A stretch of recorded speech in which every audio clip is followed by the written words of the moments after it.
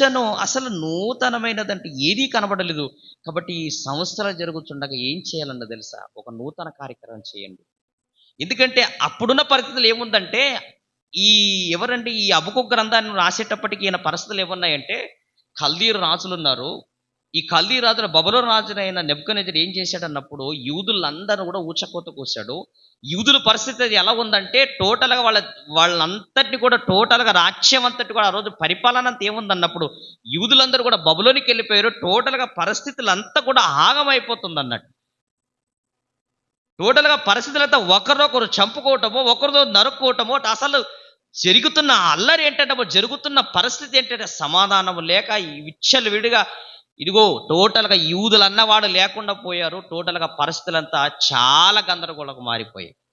కాబట్టి నాయన ఏంటి నాయన ఇదంతా చూస్తుంటే అసలు నూతన ఏదన్నా కొత్త కార్యక్రమాన్ని ఈ కొత్త కార్యక్రమాన్ని మేము చూడాలనుకుంటాం. కొత్త విషయాన్ని కొత్త దానిని చూడాలనుకుంటున్నాము. కొత్త దానిని చూడాలన్న ఆలోచన ఉన్నది. కాబట్టి ఇన్ని సంవత్సరాలు జరుగుతుండగా ఏం చేయాలంటే ఒక నూతన కార్యక్రమం చెయ్యి. ఏంటయ్యా నూతన కార్యక్రమం? ఏంటయ్యా నూతన కార్యక్రమం? అసలు నూతనంగా అర్థం ఏంటి? అసలు నూతన కార్యక్రమం ఎందుకు చేయాలంటున్నాడు? అసలు సొలొమోను గారు మాట ఇందాక మాట్లాడినట్టు అసలు నూతనమైనది ఏదీ లేదు అని అంటున్నాడు. ఇందుకు విషయం ఏం చెప్పంటారా? సొలొమోను కాలానికి కానివ్వండి, హబక్కూకు కాలానికి కానివ్వండి, వీళ్ళకంటే ఏం జరిగింది అంటే 66 పుస్తకాలు ఏదైతే ఉందో, ఈ గ్రంథం ఏదైతే ఉందో 66 పుస్తకాలు ఉంటున్న గ్రంథం ఉంది చూసారా? ఇది సంపూర్ణత కాలేదు. ఈ 66 పుస్తకాలు అనేది ఏదైతే ఉందో ఇది సంపూర్ణంగా కావలేదు, సంపూర్ణంగా జరగలేదు, సంపూర్ణంగా రాయబడలేదు, సంపూర్ణతను రాయలేదు. కేవలం వాళ్ళ దగ్గర ఏముంటుంది? ధర్మశాస్త్రం అంతా ఉన్నది. ధర్మశాస్త్ర గ్రంథం మాత్రం ఉన్నది తప్ప ఇది ఇగో 66 పుస్తకాలు అనేది లేదా పూర్తి 66 పుస్తకాలను సంపూర్ణత కాక ముందు జరుగుతున్న సంగతి ఇవన్నీ కూడా. మరి ఎవరండి ఈ సంపూర్ణతలను ఇదిగో సంపూర్ణమైన గ్రంథాన్ని రాయబడక ముందు లేదా ఒకరినొకడు చంపుకోవటమే జరుగుతుంది తప్ప మనిషి అన్నవాడు చస్తాడే గాని చనిపోయిన వాడు మరలా తిరిగి బ్రతుకుతాడన్నది బ్రతకగలడా?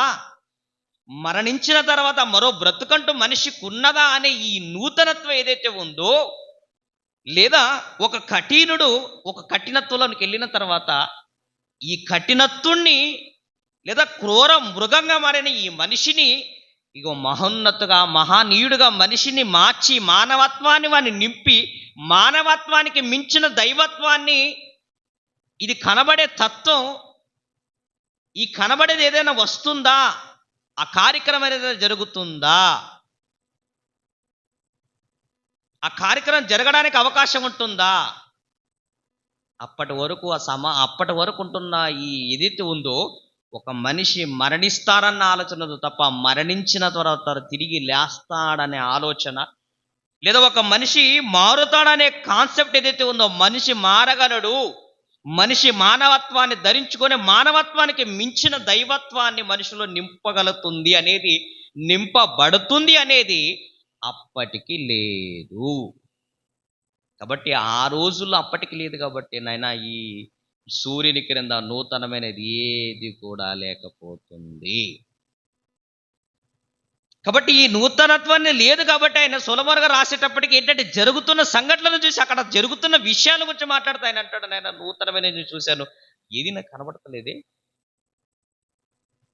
ఇది విషయం అందుకే మత్తయి గారు రాస్తా అంటారు కదండి, మత్తయి సువార్తలో సొలొమోను కంటే జ్ఞానం కలిగినవాడు ఎక్కడున్నాడు? సొలొమోను కంటే జ్ఞానం కలిగిన వాడు ఉన్నాడు, వచ్చాడు అని ఎప్పుడు రాశాడు అన్నాడు? మత్తయి సువార్తలో రాశాడు. అంటే దాని అర్థం ఏంటంటే అంతకంటే గొప్పవాడు రావాలి, వచ్చిన తర్వాత చూడాలి, చూసిన తర్వాత జరుగుతుంది. అది యేసు వచ్చిన తర్వాతే జరిగింది. ఏంటి ప్రపంచంలో ఒక మనిషి ఒక జరిగిన సంఘటన మీకు గుర్తు చేస్తాను ఈ సందర్భంలో. అదేంటంటే ఒక ఆయన కొండ దిగున ఒక కుటుంబం నివసిస్తుంది. కొండ దిగున ఒక కుటుంబం నివసిస్తుంది. నివసిస్తున్నప్పుడు ఈ నివసిస్తున్న వేళల్లో ఆయన ఆ కుటుంబం నివసిస్తున్న కొంతకాలమైన తర్వాత ఆమె గర్భవతి అయింది, తన భార్య. అప్పుడు గర్భవతి అయిన తర్వాత అప్పటికి ఆమెకు ఆల్రెడీ పురిటి నొప్పులు స్టార్ట్ అయిపోయినాయి.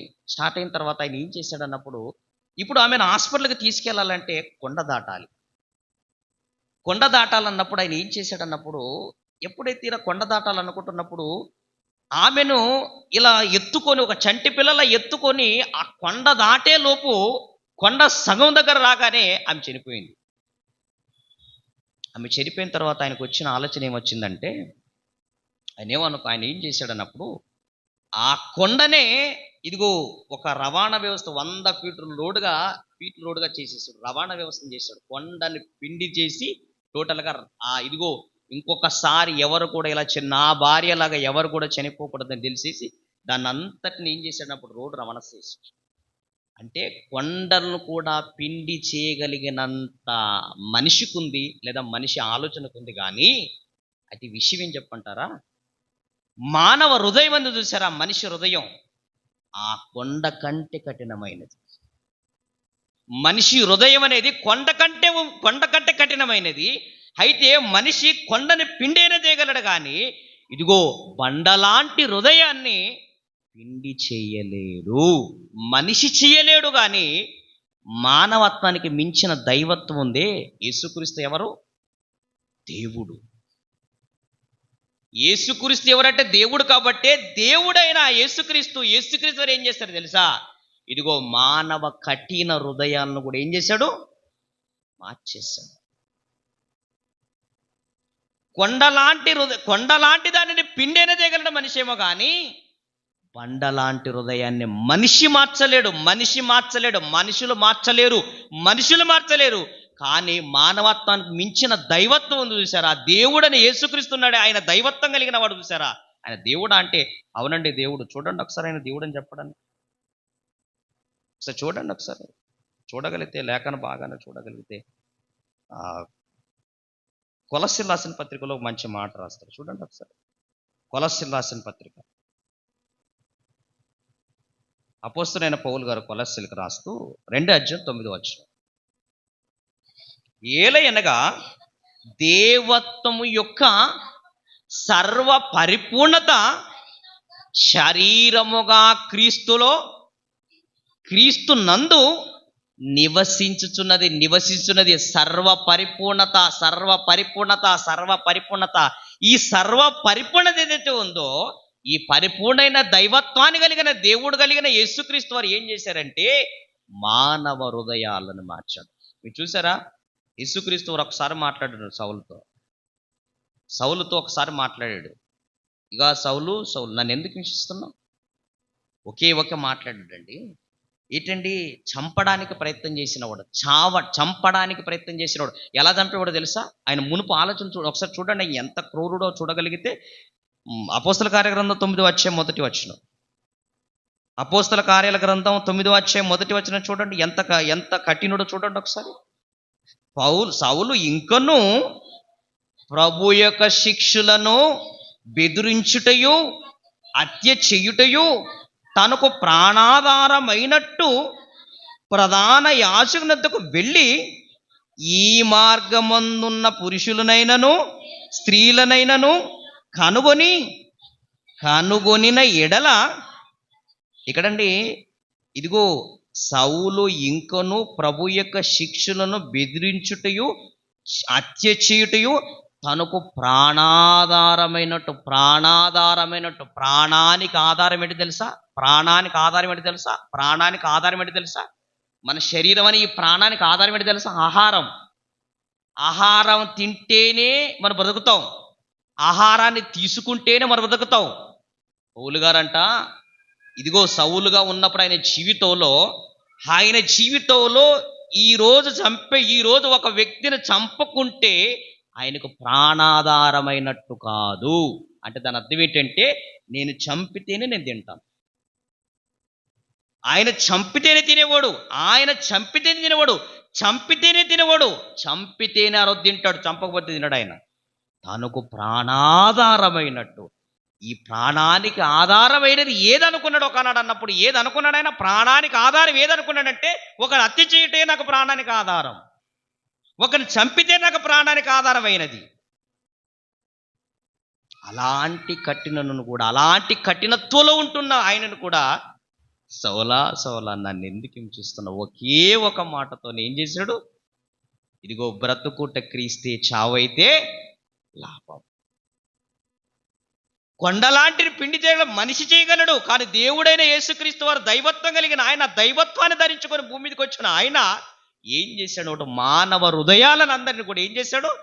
మార్చాడు, మార్చగలడు. మార్చాడు. ఒకే ఒకటితో, ఒకే ఒక మాట, ఏంటండి అదొక్క మాట అండి సౌలు జీవితంలో. యేసుక్రీస్తు అన్నమాట, నన్ను ఎందుకు హింసిస్తున్నావను ఒకే ఒక మాట. ఆ మాటకు, ఆ మాటకే ఆయన తర్వాత జీవితాన్ని చూస్తుంటే, బ్రతుకుట క్రీస్తే, చావైతే లాభం. నేను చనిపోవాలి. ఎలా చనిపోవాలి?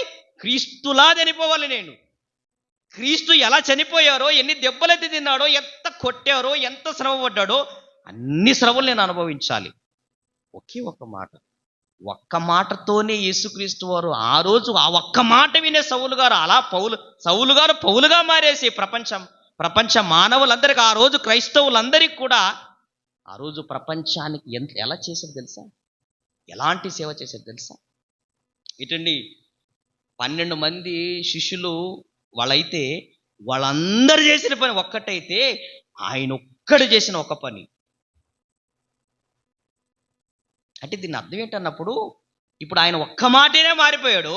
ఈరోజు ప్రతి ఆదివారం ఎన్ని వందల మాట వింటావు, ఎన్ని మాటలు వింటున్నావు దేవుని మాటలు. ఎందుకు మారతలేవు? ఎందుకు మారలేకపోతున్నావు? అంటే హృదయం కఠినమైనదా? ఎంత కఠినమైనదా మన హృదయం? అంటే ఈ లేఖనాలు యేసుక్రీస్తు భూమి మీదకి వచ్చిన తర్వాత, యేసుక్రీస్తు భూమి మీదకి వచ్చిన అనేక హృదయాలను మార్చిన ఆయన, అనేక హృదయాలు మార్చడానికి ప్రయత్నం చేసిన ఆయన, అనేక హృదయాలు మార్చిన ఆయన, మార్పులోనికి తెచ్చిన ఆయన, అనేక హృదయాలు మారుతున్నప్పుడు ఈరోజు ఎందుకండి మనం మారలేకపోతున్నాం? ఈరోజు మనల్ని ఎందుకు మారలేకపోతున్నాం? అయితే ఇప్పుడు లేఖన భాగం ఏదైతే ఉందో, ఇదిగో సొలొమోను మాట నెరవేరాలి, ఇంకా అలానే ఉండాలా, నూతనమైనది ఏదీ లేదు అని ఆ లేఖనాలు అలా నెరవేరాలా? సంవత్సరాలు జరుగుతుండగా ఇదిగో నీ కార్యం నూతనపరచమన్న మాట, నూతనపరచమని చదువుకుంటూనే వెళ్ళాలా? మనలోనిది నూతనత్వం వద్దా? మనలోనిది నూతనత్వానికి అవసరత లేదా? మారాడే పౌలు. ఎలా మారాడైనా? మార్పు అంటే ఏంటి తెలుసా అండి? ఇది ఒక విషయం చెప్తానేనండి. మార్పు అంటే అర్థం ఏంటి తెలుసా? మార్పు అన్నదానికి అర్థం ఏంటి తెలుసా?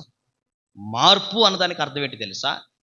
ఈరోజు మనం తప్పు చేసామే, ఈరోజు మనము ఏదో తప్పు చేసామే, ఈరోజు మనం ఏదైతే తప్పు చేసామో అది మన జీవితంలో ఎన్నడూ చేయకుండా ఉంటాం చూసారా? అది మార్పు. మార్పు అన్నదానికి అర్థం ఏంటంటే, ఈ రోజు చేసిన మన తప్పు ఏదైతే ఉందో ఆ తప్పు మరలా మన జీవితంలో చేయకుండా ఉంటావు చూసావా?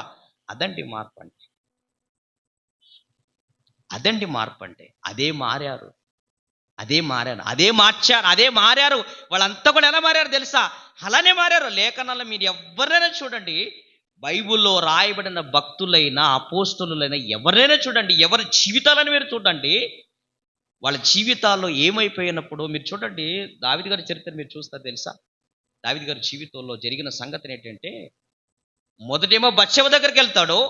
తదనంతరం ఒక చిన్నదానిని మరలా తన దగ్గరికి తన సేవకులు మరలా తెచ్చుస్తారు. కానీ ఆ తప్పు చేయకుండా ఆయన ఏం చేశాడు? కాపాడుకున్నాడు. అదండి మార్పు అంటే. అందుకే అంటాడు ఆయన, నైనా ఇదిగో దావీదు, అందుకంటాడు ఆయన జీవితాలు అన్నమాట ఏంటంటే, ఇదిగో నువ్వు నా ఇష్టానుసరైన మనుషుడు. అసలు ఆయన ఎలాంటి లేఖనం రాశాడు తెలుసా ఆయన గురించి? ఆయన ఆల్రెడీ బత్షెబ దగ్గరికి వెళతాడని తెలుసు, పాపము చేస్తాడని తెలుసు. పాపము చేసినప్పటికీ కూడా ఆయన విషయాలు ఎందుకు రాస్తే తెలుసా? ఇదిగో నేను ఇష్యకుండా దావీదుని కనుగొట్టిన, అతడు నా ఇష్టానుసరైన మనుషుడు, అతను నేను ఎందుకు ఆనందించున్నాను, నేను ఎందుకు సంతోషపడుతున్నాను, నా ఉద్దేశాలన్నీ నెరవేరుస్తాను రాశాడు. అంటే మన విషయంలో ఏంటి తెలుసా అండి? దేవునికి ఉన్న ఆలోచన ఏంటంటే, దేవుని యొక్క ఆలోచన ఏంటి తెలుసా? దేవుని యొక్క సంకల్పం ఏంటి తెలుసా? దేవుడు మనల్ని ఎందుకు ఉంచుతున్నాడో తెలుసా? దేవుడు మన భూమి మీద ఎందుకు ఉంచడానికి ప్రయత్నం చేస్తాడు తెలుసా? కారణం ఒకటి, మారుతాడని ఒకే ఒక చిన్న కాన్సెప్ట్, ఒకే ఒక చిన్న కాన్సెప్ట్, ఒకే ఒక చిన్న కాన్సెప్ట్. మారుతాడన్న ఒకే ఒక చిన్న కాన్సెప్ట్. ఒకవేళ అది లేదు అనే, అది ఒకవేళ మన జీవితంలో వీడు మారాడు అన్న ఆలోచనకు వచ్చిందనుకో, అసలు భూమి మీద మనం ఉండవు, భూమి మీద ఉండడానికి వీలు లేదు. అదొక్కటి మాత్రమే ఆయన అడ్డుపడుతుంది. కాబట్టి ప్రభునందు ప్రియులారా, అసలు ఇక్కడ విషయం ఇంకోటి మనం ఆలోచించవలసిన విషయం ఏంటన్నప్పుడు అండి, అందుకే అపోస్తలుడైన పౌలు గారు మాటతో ఒక మంచి విషయాన్ని తెలియజేశారు. రోమీలకు రాస్తూ చూడండి ఒకసారి. రోమీలకు రాస్తూ అపోస్తలుడైన పౌలు గారు రోమీలకు రాస్తూ 12వ అధ్యాయం 1వ వచనం.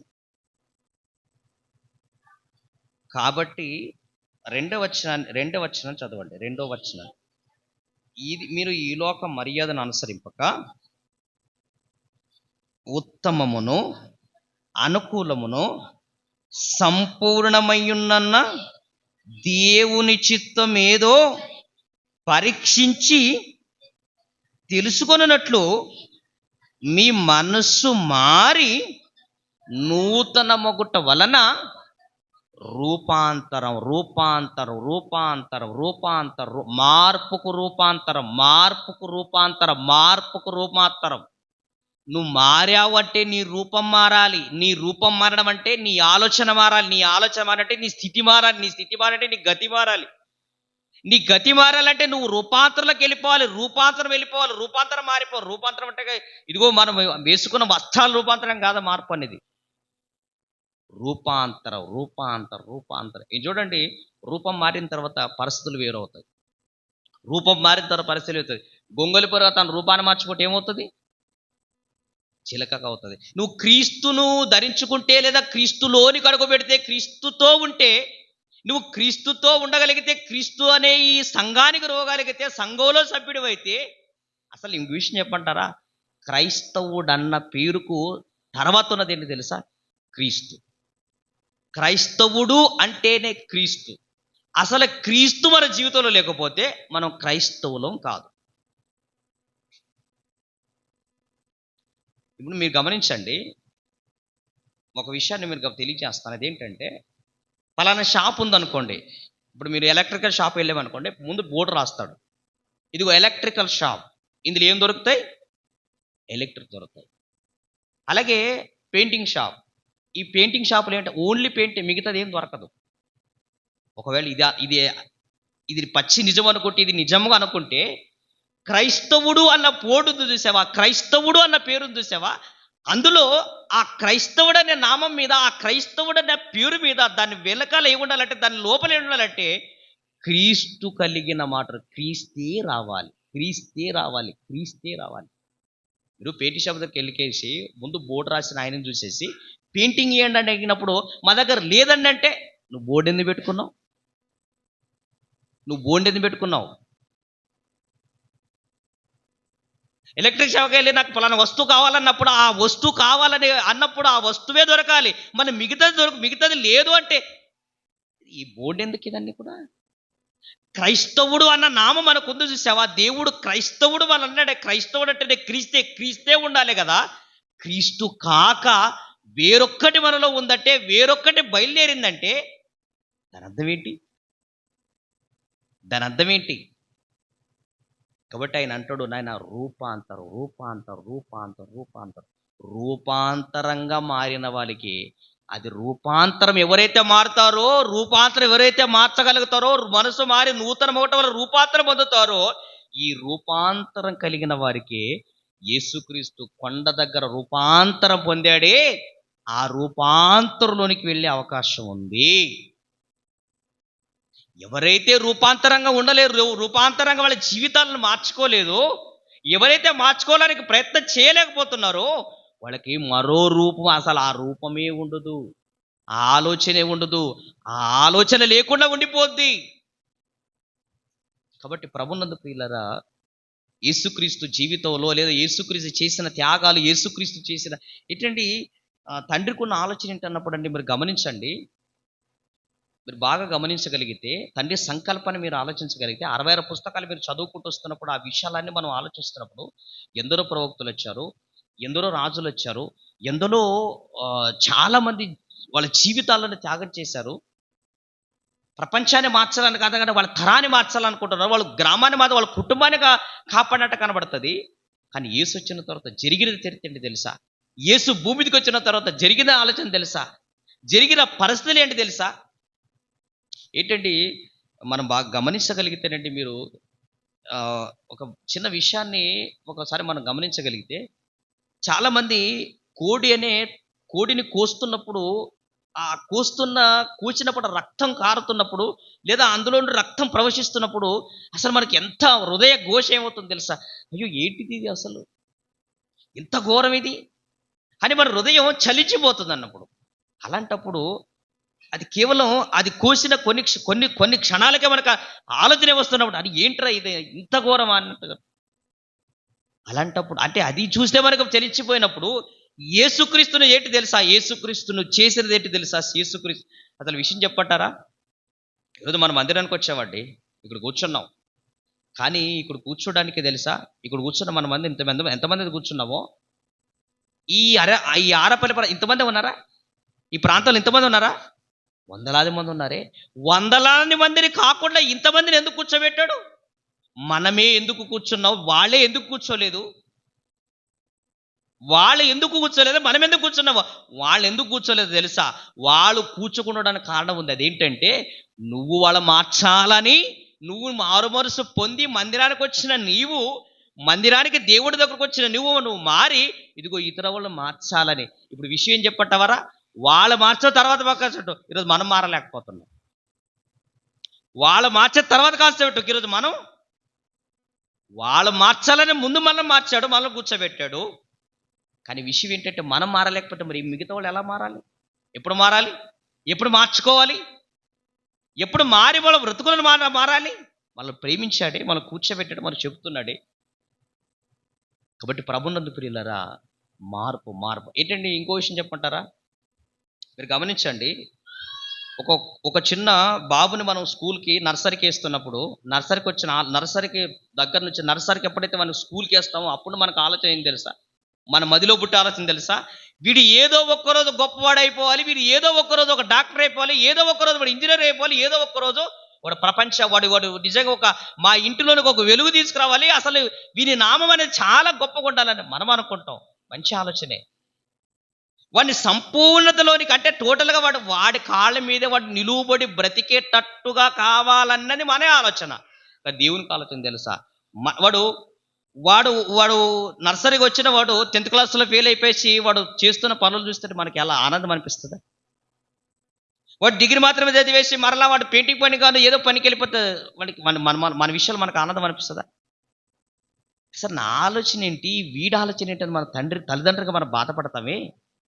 దేవుడు కూడా ఏంటంటే, నువ్వు మారుమరుసు పొందావు, ఓకే, మంచి ఆలోచన.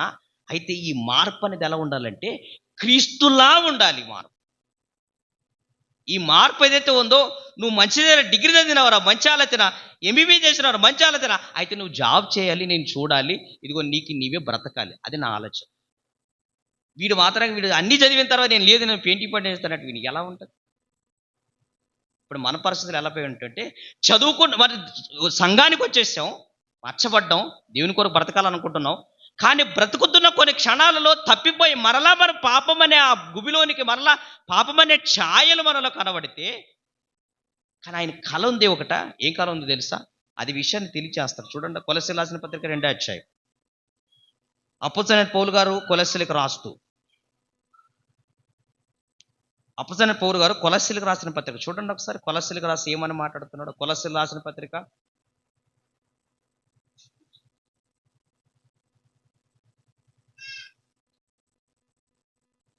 1వ అధ్యాయము 18వ వచనం.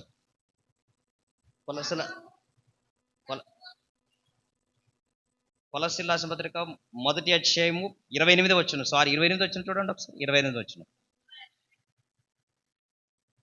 28వ ప్రతి మనుష్యుణ్ణి క్రీస్తునందు సంపూర్ణంగా చేసి ఆయన ఎదుట నిలువబెట్టవలెనని క్రీస్తు. ఎందుకో తెలుసా? ఇదిగో ప్రతి మనిషిని క్రీస్తునందు సంపూర్ణ చేసి, క్రీస్తునందు సంపూర్ణదే క్రైస్తవుడైన ప్రతి ఒక్కడు క్రీస్తునందు సంపూర్ణమైపోవాలి. ఏంటంటే సంపూర్ణత అన్న అర్థం ఏంటంటే, సంపూర్ణమైన తర్వాత మనకు వచ్చేది ఏంటి తెలుసా? సంపూర్ణతకు వచ్చేస్తే ఉదాహరణకు మీరు బాగా చదివితే, బాగా చదవగలిగితే, పూర్తిగా మీ సబ్జెక్టులన్నీ మీకున్న వాటి అన్నిటిని చేయగలిగితే మీకు వచ్చేది ఏంటిది? జాబ్. మీరు కరెక్ట్గా వాళ్ళు చెప్పిన ప్రతిదీ కూడా మీరు చక్కగా రాసి మీరు టోటల్గా అన్నీ రాయగలిగితే మీకు ఏమొస్తుందంటే సంపూర్ణత అంటే నీకు జాబ్ వస్తుంది. జాబ్ వస్తే నీకు ఏమొస్తుంది? నీ లైఫ్ సెట్ అయిపోతుంది. ఇది నీ లోకంలో ఉన్న సంగతి, అంతే కదా. నువ్వు చక్కగా చదువుకుంటే నర్సరీ మొదలుకొని డిగ్రీ వరకు లేదా పీజీ వరకు ఇవన్నీ చదువుకున్న తర్వాత నీకు ఒక జాబ్కు వెళ్ళగలిగితే, జాబ్ వెళ్ళిన తర్వాత ఏమవుతుంది? నీ లైఫ్ సెట్ అవుతుంది. ఇది నీ కాన్సెప్ట్, మన కాన్సెప్ట్, లోకల్ కాన్సెప్ట్. అది విషయం ఏంటంటే ఇక్కడ కూడా ప్రతి మనిషి కూడా ఎలా అయిపోవాలంటే సంపూర్ణతకి వెళ్ళిపోవాలి. సంపూర్ణత సర్వసత్యంలోనే సంపూర్ణతకి వెళ్ళిపోతే ఈ సంపూర్ణ తర్వాత వచ్చేది ఏంటి తెలుసా? దైవత్వము. సంపూర్ణ తర్వాత మనిషికి వచ్చేది అంటే దైవత్వం. దైవత్వం వచ్చిన తర్వాత ఏమవుతాడంటే మనిషి దైవత్వంలోకి వెళ్తారు. మనిషి ఏమవుతాడంటే మనిషి అనేది భూమి మీద నివసించకూడదు, పరమందున్న దేవుడున్న లోకాన్ని నివసించడానికి వెళ్ళిపోతాడు. సంపూర్ణతకి వెళ్ళిపోతే నువ్వు దైవత్వం అంటే ఏంటి తెలుసా అండి?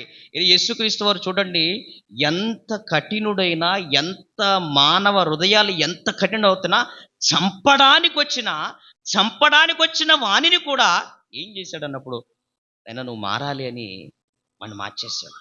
అప్పుడు నీకు మనిషి కనబడడు, మనిషి అనేది మానవత్వం కనబడదు, దైవత్వం కనబడుతుంది. సంపూర్ణతకి వెళ్ళిపోతే దైవత్వం కలుగుతుంది. దైవత్వం కలిపడితే ఏమవుతుంది అన్నప్పుడు దేవునిగా మారటం అంటే దైవత్వాన్ని ధరించుకోవటం. దేవుడిగా చూడాలని దైవత్వాన్ని దేవుళ్ళు కావాలని. దేవుని పిల్లలు దేవుళ్ళు కారా? మీ పిల్లలు పెద్దగా కావాలని, మీ పిల్లలు మీ పెద్ద అయిన తర్వాత, మీకు పెద్ద చేతులు వచ్చిన తర్వాత, పెద్ద కాళ్ళు వచ్చిన తర్వాత, నడిచిన తర్వాత, బైక్ నడిచిన తర్వాత, కార్ నడిచిన తర్వాత, నువ్వు ఇలా అన్ని పనులు చేసుకుంటే మరి నీ కొడుకు అన్ని కావాలి, అన్ని నడవాలి, నాలాగే వాడు కూడా ఎదగాలని ఆలోచన మనకు లేదా? మనకు ఉండదా? మనకు ఉంటుంది, మనకు ఉండాలి. మనకు ఉండేది మన తల్లిదండ్రుల ఆలోచన అయితే దేవాది దేవుని సంకల్పం కూడా ఏంటంటే అయినా మీరు సంపూర్ణతకి వెళ్ళిపోవాలి. సంపూర్ణ తర్వాత ఏమొస్తుందంటే దైవత్వం వస్తుంది. దైవత్వం వచ్చిన వాళ్ళు ఎక్కడికి వస్తారు? దేవుని వాక్యం ఎవరికి వచ్చునో వారు దైవాలు అయిపోతారు.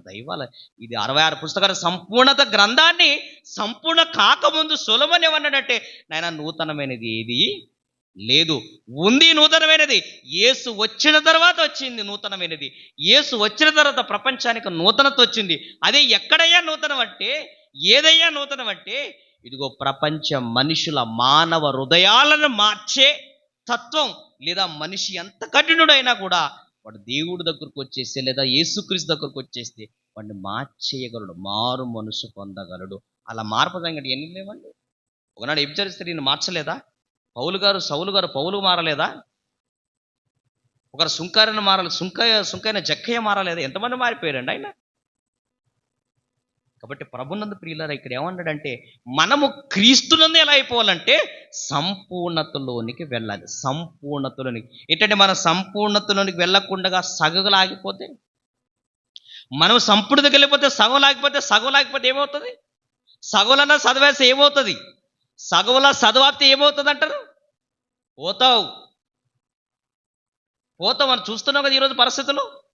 మనం కూడా సంఘానికి వచ్చిన మనం సగంలో ఆగిపోతే, సంఘానికి వచ్చిన మనం, క్రీస్తు దగ్గరకు వచ్చిన మనం ఇదిగో సంపూర్ణతలకు వెళ్ళాలి. ఆ సంపూర్ణత ఏంటన్నప్పుడు దైవత్వం. ఈ దైవత్వాన్ని ధరించుకున్న వారే దేవుని లోకానికి వెళతారు, దైవాలుగా పిలువబడతారు. కాబట్టి ఈ వాక్యాన్ని ఎప్పుడు కూడా దేవుడు ఎందుకండి యేసుక్రీస్తును సంపూర్ణంగా అన్నాడు తెలుసా? యేసుక్రీస్తుని ఎందుకు సంపూర్ణ తెలుసా? ఎందుకు సంపూర్ణతగా యేసుక్రీస్తునంది నేను ఎందుకయ్యా సంపూర్ణ కావాలి? క్రీస్తునంది ఎందుకు సంపూర్ణ అవ్వాలి? క్రీస్తునంది నేను ఎలా సంపూర్ణంగా వెళ్ళిపోవాలి? ఎందుకయ్యా అంటే ఒక మాట చూపిస్తే ముగిస్తాను. చూడండి ఒకసారి ఎఫెసీయులకు రాసిన పత్రిక 1వ అధ్యాయం 4వ వచన భాగాన్ని చూడండి ఒకసారి.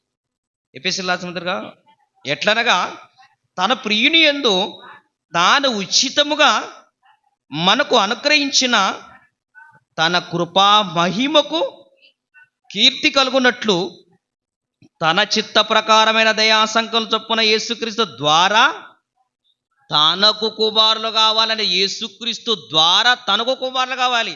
యేసుక్రీస్తు ద్వారా తనకు కుమారులు కావాలి. అంటే యేసుక్రీస్తు ద్వారా మనమంతా భూమి మీదకి రావాలి. యేసుక్రీస్తు ద్వారా భూమి మీదకి వచ్చిన నీవు యేసుక్రీస్తులానే ఉండాలి.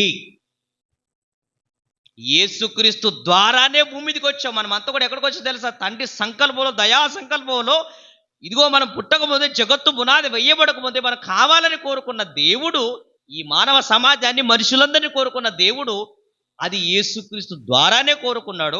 యేసుక్రీస్తు ద్వారానే రక్షింపబడ్డారు, యేసుక్రీస్తు ద్వారానే సంఘంలో చేర్చబడ్డారు, యేసుక్రీస్తు ద్వారానే నువ్వు సంపూర్ణమైపోవాలి, యేసుక్రీస్తు ద్వారానే మరలా. అదండి దేవుని సంకల్పం. అందుకంటాడు క్రీస్తునందు సంపూర్ణుడిగా మనం మారాలి. బట్ ఇది అంటే అక్కడ సొలొమోను గారు రాసిన మాట కానివ్వండి, లేదా హబక్కూకు గారు గ్రంథం రాసినప్పటికి కూడా ఏంటండి, ఈ హబక్కూకు గారు రాసినప్పటికి కూడా ఒక మనిషి చనిపోయిన తర్వాత తిరిగి లేస్తాడని, తిరిగి లేవాలని, తిరిగి లేచినట్టు చరిత్ర ఎక్కడ ఉందా? 66 పుస్తకాల్లో ఆ రోజుల్లో అప్పుడు వాళ్ళు చూసిన వారి చరిత్రలకు వాళ్ళు ఆ రోజుల్లో ఉంటున్న వారు కానివ్వండి, ఆ రోజు ఆ ప్రవక్తలు కానివ్వండి, ఎవరైనా ఉన్నారు చూసారా, ఒక మనిషి తిరిగి లేస్తాడనే ఆ ఆలోచన కానివ్వండి, లేదా ఒక కఠినుడు మార్చబడతాడని కానివ్వండి, ఇదేమైనా ఉందా? కాబట్టి యేసుక్రీస్తు అనే ఆయన వస్తాడు. సొలొమోను కంటే జ్ఞానం కలిగిన యేసుక్రీస్తు వారు, సొలొమోను కంటే జ్ఞానం కలిగిన వాడు ఆయన. ఆ జ్ఞానం కలిగిన యేసుక్రీస్తు భూమి మీదకి వస్తాడు. ఇదిగో ప్రపంచ మనుషులందరూ కూడా మారుస్తాడు. ఆయన మార్చడానికి చాలా కష్టపడ్డాడు. ఆయన యేసుక్రీస్తు చేసిన చూసినప్పుడు అంటే చాలా శ్రమ పడ్డాడు. ఏంటంటే ఒక మనిషి మారిపోతే కూడా మనం మారలేకపోతున్నాం అంటే ఇది ఇంకేం చేయాలండి చెప్పండి? ఇంకేం చేసి మార్చాలండి మనిషిని? ఒక మనిషిని చచ్చిపోతుంటే కూడా ఆయన చనిపోయి మనం మార్చడానికి ప్రయత్నం చేస్తే, అలాంటప్పుడు అంతగా మించినది ఇంకేమైనా ఉందంటారా? ప్రాణానికి మించినది ఏదైనా ఉందంటారా? ప్రాణానికి మించినది ఏది ఉందా? ప్రాణానికి మించినది ఏది లేనప్పుడు, ప్రాణానికి మించినదే ఆయన చేసినప్పుడు, ప్రాణానికి మించినది ఆయన చేశాడు. ఆయన ప్రాణాన్ని త్యాగం చేసి మనకు మార్చమని మనం అంటున్నప్పుడు ఇంకేం చేయాలి దేవుడు చెప్పండి? ఇంకేం చేయమంటారు? ఇంకేం చేసి మార్చమంటాడు ఆయన? ఇంకేం చేయబట్టి ఈరోజు మనం మార్చబడాలి? కాబట్టి మార్పట్టి ఏంటన్నప్పుడు ఒకటే విషయం అండి, ఒక మాట గుర్తుపెట్టుకోండి. చేసిన పాపాన్ని తిరిగి మనం చేస్తున్నామంటే మనలో మార్పు ఎన్నడూ కలగదని అర్థం. ఒక చేసిన దానిని ఏదైతే ఉందో, ఒక చేసిన పాపం ఏదైతే ఉందో, ఈ సంవత్సరంలో చేసిన పాపాలు ఏవైతే ఉన్నాయో, అవి ఉన్నాయి చూసారా, అవి మరలా మరో సంవత్సరం మనకు రిపీట్ అవుతున్నామంటే మరలా మనం మరలా మార్పు పొందగలమా? మార్పు పొందే అవకాశం అవుతుందా? మార్పు అన్నకు అర్థం ఏంటన్నప్పుడు, అందుకే యేసుక్రీస్తు వారు చేసింది అన్నప్పుడు, ఇలా యేసుక్రీస్తు చేసింది ఏంటంటే, అందుకే మార్పు పొందాలని ఏం చేశాడు అన్నప్పుడు, నాయన నువ్వు ఎలా మారాలంటే నాలా మారాలి, ఆయనలా మారాలి. ఆయన సవాలు చేశాడండి. ఆయన ప్రపంచానికి సవాల్ చేశాడు. ఆయనలో పాపం ఏమైనా ఉందని సవాల్ చేశాడు. అదే కోరుకున్నాడు ఆయన. కాబట్టి ప్రభునంత ప్రియులరా, సూర్యుని కింద నూతనమైనది ఏదీ లేదని నాకు అర్థం ఏంటన్నప్పుడు, ఆ రోజు ఆయన ఏది నూతనమైనదంటే, ఇదిగో ప్రకృతిలో జరుగుతున్న ప్రతిదీ నూతనమైన లేదన్నట్టుగా ఆయన కనబడింది. కానీ మనుషులలో మార్పు వచ్చేస్తుంది. అనేక మంది మార్చబడ్డారు. ఎంతమంది మార్చారో తెలుసా అండి? ఎంతమందిని మార్చాడు? నేటికి చూడగలిగితే ఎన్ని వందల మంది మార్చబడుతున్నారు ఈరోజు. అలా మారిన వారందరూ కూడా ఎలా మారాలని కోరుకుంటారంటే, క్రీస్తునందు సంపూర్ణత, క్రీస్తునందు సంపూర్ణత, క్రీస్తునందు సంపూర్ణత. ఇలా సంపూర్ణత ఎవరైతే వెళ్ళగలుగుతారో, వెళ్ళడానికి ప్రయత్నం చేస్తారో, అదేనండి నిజమైన మార్పు కోరుతున్నాడు. అందుకే క్రీస్తునందు సంపూర్ణత, క్రీస్తునందు సంపూర్ణత, క్రీస్తునందు సంపూర్ణత. మనం అది కూడా మారాలి, క్రీస్తునందు సంపూర్ణత ఇవ్వాలి. ఇలా సంపూర్ణత అయితేనంటే వాడు భూమి మీద ఉండడండి. గుర్తుపెట్టుకోండి, 66 పుస్తకాల్లో వాడు చదివిన తర్వాత, లేఖన బాగా గ్రహించిన తర్వాత, సర్వసత్యంలోనికి వెళ్ళిన తర్వాత అండి, ఇలా వెళ్ళిన తర్వాత జరుగుతున్నది ఏంటి తెలిసినప్పుడు, దైవత్వాన్ని ధరించుకున్న ఎవ్వరు కూడా భూమి మీద ఉండి. ఎందుకంటే దేవుడు, ఇది మనుషులుండే లోకం, కానీ దైవాలు ఎక్కడుంటారు? దైవాలు ఉండే లోకమేది? దేవుడు మన కొరకు సిద్ధపరిచిన లోకం ఉందే, పరలోకమైన లోకం ఉందే, ఆయన సిద్ధపరిచాడే మనకు. ఆ సిద్ధపరిచిన లోకం దగ్గరికి వెళ్ళవలసి ఉంటాం. మనుషులుండే లోకం, మానవత్వం ఉండే లోకం ఇదైతే, దైవత్వాన్ని ధరించుకుంటే దైవలోకం అనేది ఎక్కడుందంటే, ఇదిగో పరమందు దేవుడు మనకు సిద్ధపరుస్తున్న లోకం. అక్కడికి వాళ్ళు నివసిస్తారు, అక్కడ దైవాలే నివసిస్తారు. దైవాలని మనుషులు కాదు నివసించేది, మనుషులు నివసించడానికి కాదు. కాబట్టి ఇక్కడ ఏం చేయమన్నాడు అన్నప్పుడు, మీరు దైవత్వంలోనికి వెళ్ళాలి, దైవత్వంలోనికి వెళ్ళాలి. అదే నిజమైన, అదే నూతనత్వం. అందుకంటాడు క్రీస్తునందు ఎవడైనట్టు వాడు ఎవడు?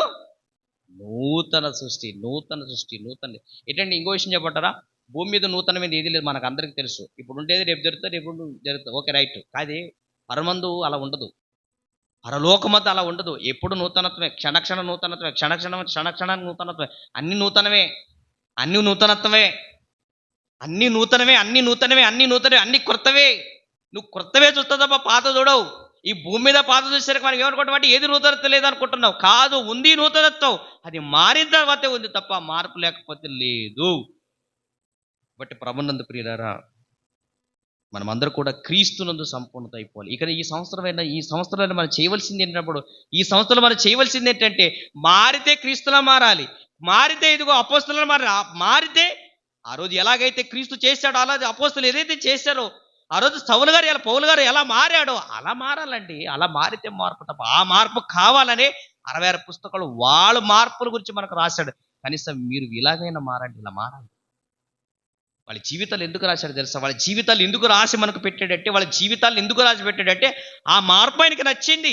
ఏంటంటే వాళ్ళ జీవితాలు మీరు చూడండి, ఒక్కసారి చేసిన పాపాన్ని జీవితంలో వాళ్ళు చేయలేదు. అందుకే వాళ్ళ గురించి బైబిల్లో రాశాడు. ఈరోజు మన గురించి దేవుడు రాయాలనుకుంటే, మన గురించి దేవుడు రాసుకోవాలనుకుంటే వారి విషయం ఏంటంటే మనం కూడా అలానే ఉండాలి. ఈరోజు చేసిన పాపం ఏదైతే ఉందో ఇప్పటికీ సమాధి, వచ్చే సంవత్సరానికి లేదు, ఉండకూడదు, కనబడకూడదు. అదే నూతనత్వం, అదే రూపాంతరం. అలా రూపాంతరం పొందగలిగితేనే ఇదిగో ఆ లోకానికి వెళతాం, ఆ లోకానికి వెళ్ళే అవకాశం. కాబట్టి ప్రభునందు ప్రియులారా, మనమంతా కూడా అలా మారాలి. అలా మారాలనే దేవుని సంకల్పం, దేవుని అనాది సంకల్పం. కాబట్టి మనం అందరూ కూడా యేసుక్రీస్తులా, ఎలా క్రీస్తునందు ఎలా మారిపోయాడు, అలా మార్చాడు ప్రపంచాన్ని. ఈరోజు ఎప్పుడు మనం వచ్చేసేవాడి యేసుక్రీస్తు దగ్గర మనం వచ్చేసాం. ఇప్పుడు మనం చేయవలసింది ఏంటప్పుడు సంపూర్ణతకు వెళ్ళటమే కదా. ఏంటండి ఈరోజు మనం ఏంటంటే కష్టపడి నర్సరీ నుంచి డిగ్రీ వరకు చదివి, ఓకే మంచి ఆలోచన. అక్కడి నుంచి కష్టపడి నువ్వు ఒక 4 సంవత్సరాలు కష్టపడితే నువ్వు వచ్చేది ఏంటి? జాబే, తర్వాత లైఫే అని నువ్వు అనుకుంటే, సంఘానికి వచ్చిన నీవు ఇప్పుడు చేయవలసింది ఏంటంటే సంపూర్ణత వెళ్ళటమే కదా. కాబట్టి మనకట్టి వెనుకున్న వాళ్ళు చాలా మంది ఉన్నారే, వాళ్ళ సంఘానికి రాలేకపోతున్నారే. మనము సంపూర్ణతకి వెళ్ళిన తర్వాత వాళ్ళు మార్చగలిగే అవకాశం లేదా వాళ్ళు మన నడతను మన ప్రవర్తన చూసి, మన నడతను చూసి వాళ్ళు మార్చుకునే అవకాశం. కాబట్టి ఈ విధంగా మనం అంతా కూడా క్రీస్తునందు సంపూర్ణత, క్రీస్తునందు సంపూర్ణత, క్రీస్తునందు సంపూర్ణత, అలాగే క్రీస్తునందు సంపూర్ణత మనం అంతా కూడా ఉండాలని మీ అందరికీ తెలియచేస్తూ, అవకాశాన్ని ఇచ్చిన పెద్దలకు, అలాగే చేరి వచ్చిన కూడి వచ్చిన మీ అందరికీ కూడా నా ప్రత్యేకమైన ధన్యవాదాలు తెలియజేస్తూ నా మాటలు ముగిస్తూ చిన్న ప్రార్థన చేసుకుందాం. ప్రేమగలైన పరలోకపు తండ్రి, నీ ప్రేమ కోసం చెల్లిస్తున్నాం. తనకు కుమారులుగా మీకు కుమారులుగా ఏర్పరచుకున్నారు. అందరిని బట్టి వందనాలు అయినా నాన్న, మీరు మాలో కోరుతున్నది లేదా మాలో మార్పు కోరుతున్నది క్రీస్తు దగ్గర. కాబట్టి మేమంతా కూడా దైవత్వాన్ని ధరించుకొని మానవత్వాన్ని మట్టిలో కలిపి దైవత్వాన్ని ధరించుకోవాల్సిన వారవి ఉన్నావు నాయన. కాబట్టి నాయన, సూర్య కింద నూతనమైనది ఏదీ లేదు అన్న మాట ఒకనాడు సొలొమోనుకు సంగతి తప్ప, తదనంతరం క్రీస్తు వచ్చిన తర్వాత అనేక హృదయాలను మార్చి అనేక మందిని మార్చిన సంగతి, లేదా మానవత్వాన్ని కలుగుతున్న వారిని దైవత్వంలోనికి తీర్చిదిద్దిన సంఘటన ఎన్నో లేఖనాల ఆధారం తండ్రి. కాబట్టి ఈ సమయం ముందు నాయన, మీ పిల్లలు అలాగే సంఘాన్ని నడిపిస్తున్న నాయకుడు అన్నని బట్టి కూడా వందనాలు తెలియచేస్తున్నాం తండ్రి. నిజంగా అన్నయ్య చేసిన కష్టం కొలది, ఎన్నో కష్టాలు, ఎన్నో బాధలు, ఎన్నో శ్రమలు, వాటన్ని ఓర్చుకొని తండ్రి మన ముందున్న నిన్ను సంతోషపరచడానికి, అనేకులను నీ దగ్గరకు తీసుకురావడానికి తను చేస్తున్న సేవను వృద్ధిపరచండి. అలాగే విన్న మాటలను మర్చిపోకుండా హృదయాల్లో ఫలింతులుగా, నూరంతులుగా ఫలించినట్లు కృప చేయమని కోరుకుంటూ, ఇంత మంచి అవకాశాన్ని మాకు అందరికి అనుకరించిన విధానానికి వందనాలు తెలియజేస్తూ, మరి తండ్రి నిశ్చితమైతే మరోసారి ఇలా కలుసుకొని అనేకమైన నీ సంగతులు నేర్చుకొని మేమంతా కలిసి తండ్రి, నేను నాలా ఉండడం కాదు కానీ నేను మీ కుమారులా క్రీస్తులా ఉండాలన్నదే నీ ఆలోచన, నీ సంకల్పం. అది అందరూ కలిగి ఉండుటకు కృప చేయమని కోరుకుంటూ, అందరూ నీ ఎదుట అలా ప్రత్యక్షమవునట్లు కృప చేయమని మా ప్రభు ప్రియరక్షకుడైన యేసుక్రీస్తు వారి అతి శ్రేష్టమైన నామని ప్రార్థన అడుగుతున్నాం తండ్రి. ఆమేన్. అందరికీ వందనాలు.